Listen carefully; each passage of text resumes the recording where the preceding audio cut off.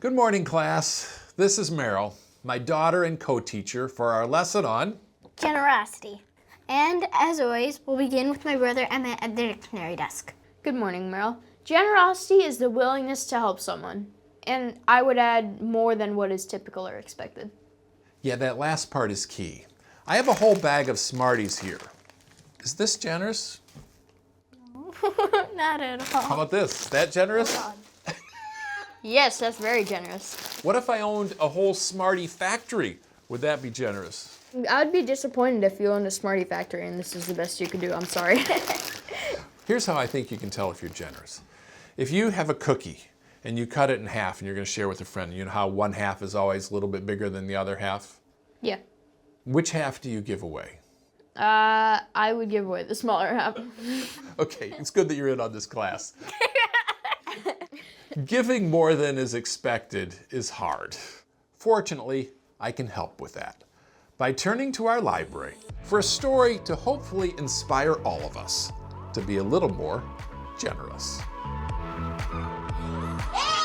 To 11-year-old Jude Kofi of Aurora, Colorado, this surprise was music to his eyes.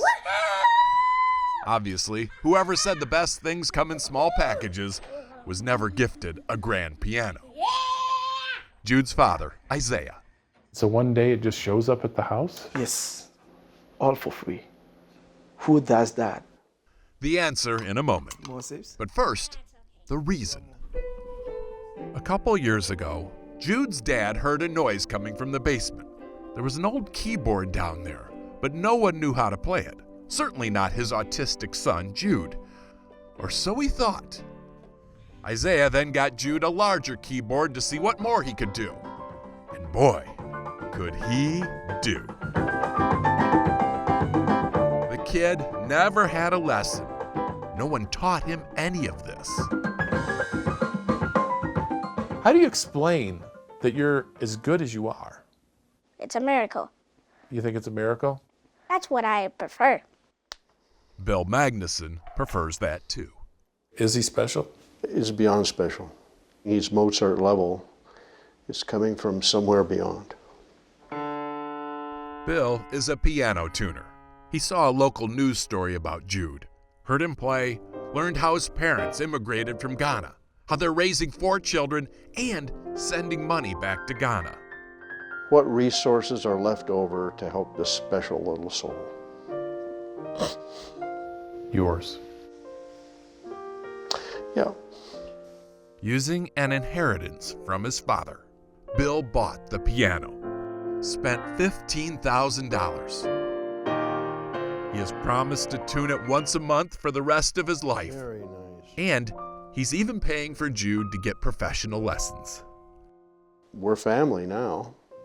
Somebody to just love your son like that by making sure that his future is secured. We are super thankful. Yeah. Press the pedal. Caring for other children as your own. The ultimate act of generosity. The beneficiaries of Bill's boundless generosity join us now. Hello, Isaiah. Hello, Jude. Is Bill still in your life? Oh, yes. He's always checking on us. We call him, they call us. He's so much in our lives, and we love that. What do you think motivates someone like Bill to be so generous? I think it's the sheer goodness of how he wants everybody to feel. Has all of this inspired you to be more generous? Oh, yes, of course. Going to the hospitals, playing for families and kids so that we can use his gift and talent and all that to help people. Woo! I love you. Thank you so much for joining us, and I'm so glad you're doing so well. Thanks so much. You are so welcome. Bye. We saw there what joy generosity can bring. And you don't need to buy someone a grand piano. In fact, all you need to do to get started is next time, when you cut that cookie in half to share with a friend, give them the bigger piece. And see if maybe, just maybe, the smaller piece might taste just a little bit sweeter. We'll see you next time. And don't forget to stay kind.